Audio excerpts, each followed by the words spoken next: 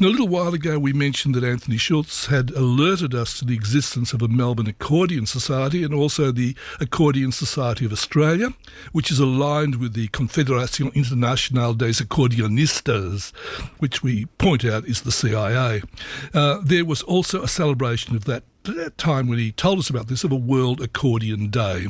And the accordion steamroller rolls on. Anthony Schulz is Victorian President of the Accordion Society of Australia. He's now organised an accordion festival at the Church of All Nations in Carlton on Saturday the 30th September. That's next Saturday week. And he's here with us in the Global Village to talk about it. While he settles in, let's hear some music from him. This is Anthony Schulz with the cellist Rachel Scott and Bach's Minuet 116 in G major, played on accordion and cello from their album called Mosaic. We'll chat with him after that.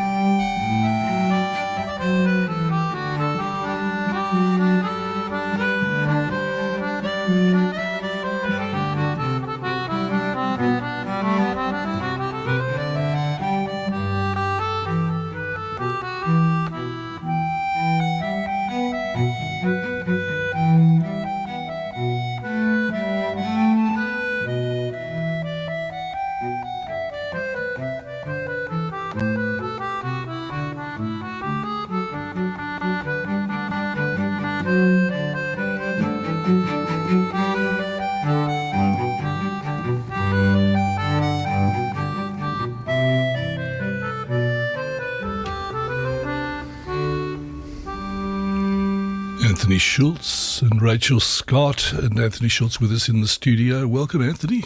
Thanks for having me, Roger. The Accordion Society of Australia, congratulations for being Victorian President. Was it a bitterly fought battle to become president? I was fighting off contenders left, right and centre. How long has the... I didn't even know there was such an organisation until recently, until you told me about a month ago. Yes. How long has it existed for? So it started in 1970 in New South Wales, and at that stage it was very much a national organisation. There was branches in New South Wales and Victoria, Queensland, Western Australia, and I may have missed one other. And at that stage it was... it was a young organisation, but very much with the focus of promoting competitions. So there were sort of particularly the national level competitions that I guess would then have been looking at sending players off overseas if appropriate. And it has a sense of preserving the accordion.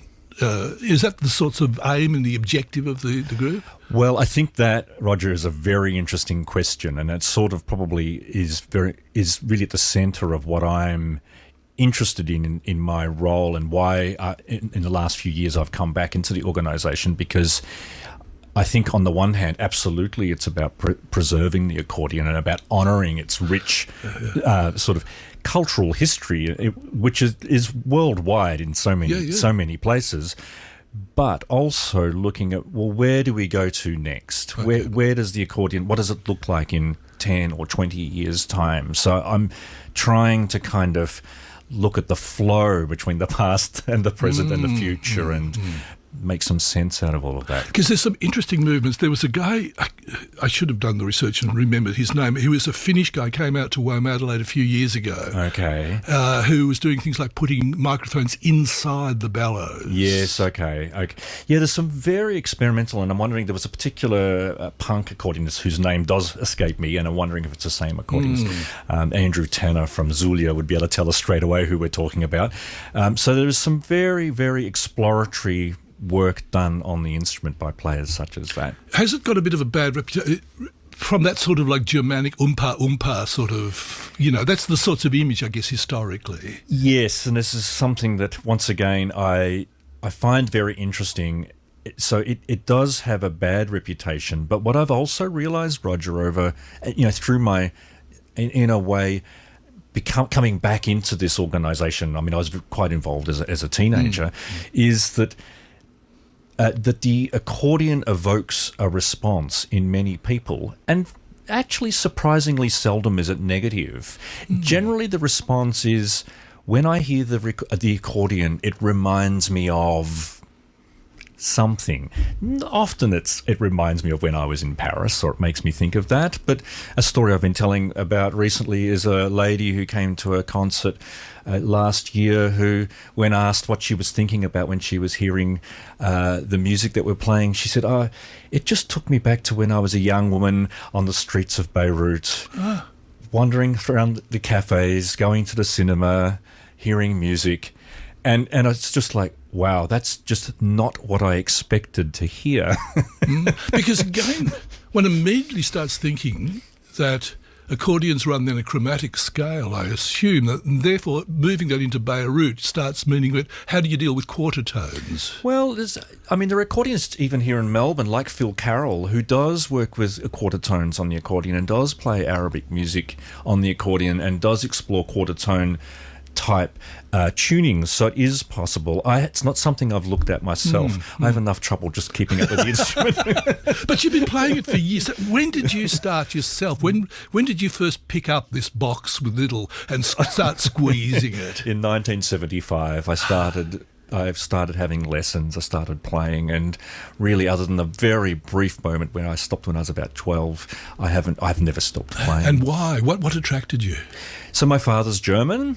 My mother's Irish. My father's German, and as I often say, two big accordion-playing nations. Yes. And I think, my father in particular was very keen that I play an instrument. I think it connected him to his own cultural heritage. It reminded him, I think, of his youth. He was a very outdoors sort of person. I think he saw it as an instrument that could be taken anywhere, that could be played with groups of friends. It's very much a community kind of instrument in that way, a communal instrument. Yeah. Whereas you can't take a piano with you. No, and I think that actually says a lot about the origin of the accordion too, is that certainly it became an instrument that piano players, and this is actually very much the piano accordion as well, became an instrument that piano players could move across to with, relative ease, and could transport it, as you say. Yeah. You must have been dwarfed by it.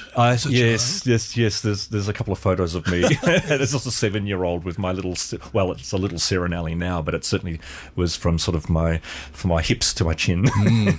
I can't remember who it was. I spoke to someone, it might have been Riccardo Tessi, and he talked there about almost like an embodiment of it, as an extra set of lungs or something like that, and feeling he was physically part of the instrument. Because you wear it, and as I've been saying recently, it's an instrument you strap to your heart, which is a lovely way to think of it, but also it resonates through your whole body. So, especially when these big concert instruments that I play these days, the bass reeds are big. They create a big sound, and the whole instrument vibrates. And I think it is a very wonderful feeling to wear the instrument and play it. Can you trace it back to when it started? I mean, 1600s, 1500s? Oh, no, not that long. No, it's about 200 years old. Okay. Don't ask me for the exact date. World Accordion Day actually celebrates the submission of the, I've just gone blank, of the legal document for the invention. Yeah. The patent. Thank you. It. The patent for the yes, accordion. Yes. Yeah. Yes. And I mean, it's got. Well, let's play a little bit of music here. This is Sophia Chapman from Vardos. She wrote a play called "The Four Accordionists of the Apocalypse." There. Yes, which I think was at La Mama, if I remember correctly. That's right. Yes. And this is called "Let Me Unfold You."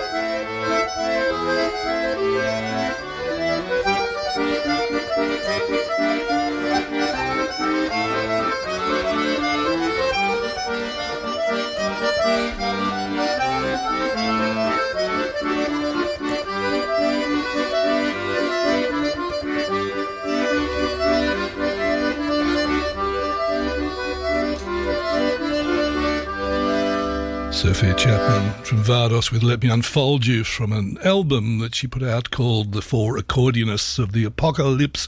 We're talking with Anthony Schulz about accordions and accordion players.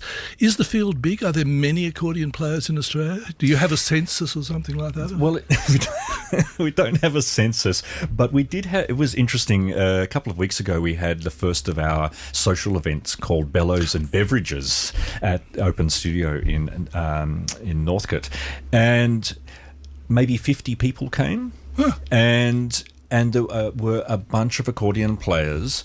Very fine accordion players who I'd never heard of before that turned up. Some of them were saying things like, I actually haven't played for a long time, but now that the Accordion Society is starting to do some interesting things, I'm getting inspired about playing again. But yeah, so they're coming out of the woodwork at the moment, Roger. And I suspect that they're within communities. So that, for example, within the Italian community, there must be a lot of people who brought their accordions in migration. Of course, yes. And all your Eastern European communities as well. And some of those still have very strong players and traditions in that way. How wide a net do you cast? I mean, are concertinas accordions? And again, looking at the reeds of them, if you go back to canes from Thailand or shengs from China. Right. Well, of course, the sheng contains the original reed that the accordion, of course, is born from. So, one of the things that I've felt very strongly about is that the Accordion Society is inclusive. Yes. And so if a concertina player wants to come and join the Accordion Society, I would be very happy for them to join us.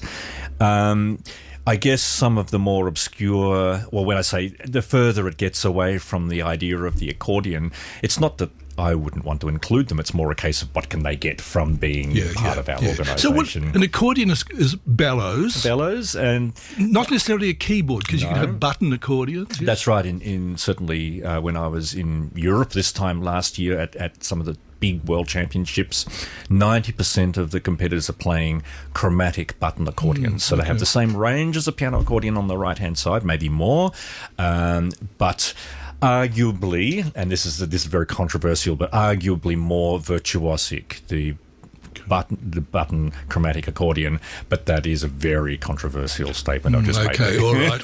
We'll get people come on the text line. So if you're out there, if you want to disagree, 0400 03 1067. Because again, I'd read somewhere that a bandoneon on the Argentinian tango type thing, that the buttons are not in a logical order, that you actually have to body remember where they are. Roger, I had a bandoneon for a couple of years, compliments of Faye Bendrups, and after 2 years, I decided that my life wasn't long enough to learn this instrument. You're absolutely right. You've got 2 manuals, so you've got buttons on either side, and the notes change pitch depending on which direction you're squeezing. Yes. And there seems to be no logical relationship between what's in and out and how the notes are related. Yes. So I bought a cane once, which has also got reeds in the little thing in the middle in Thailand years ago. And I blew it a few times, and I blew in and out and could see no logical relationship between the two. So it sits on the mantelpiece as something which is like show off, but, never play it there. Okay. Different styles. We're going to play some musette. What's musette then? So musette is a style of, it means a few different things, but in essence, we think of it as a style of music that's come out of Paris in the early 20th century. It's very much music of the streets and the dance halls. Because there's various styles within this. There's tango, so that then there's linked to the bandoneon. Well, there's different.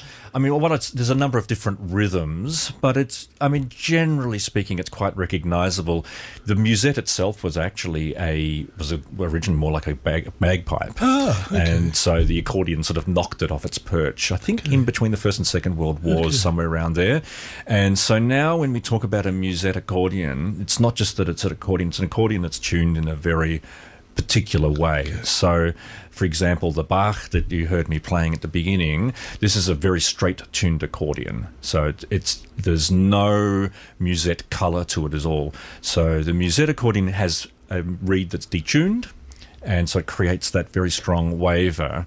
And then how strong that waver is, once again, personal taste. I want to ask technical questions, like how do you tune an accordion? Do it mean you have to unscrew things and get inside it? Yes, so there's the free reeds are mounted in reed blocks, and they're sitting in wax. They're all encased in wax. And you must get Peter Anderson on your show at some stage, Captain Accordion, and he will talk to you about the tuning of an accordion until the cows come home. And I'm sure that this festival is coming up. It's got workshops around those sorts of things as well. But this is going back to a group called Belle Musette from 2009. Joe Abbott, does that ring any bells? It certainly does. Is she still around and still playing? I actually haven't heard of Joe for a while, so I'm not sure what she's doing these days. But this is Belle Musette with a thing called Mado, M-A-D-O, from their album called La Belle Vie.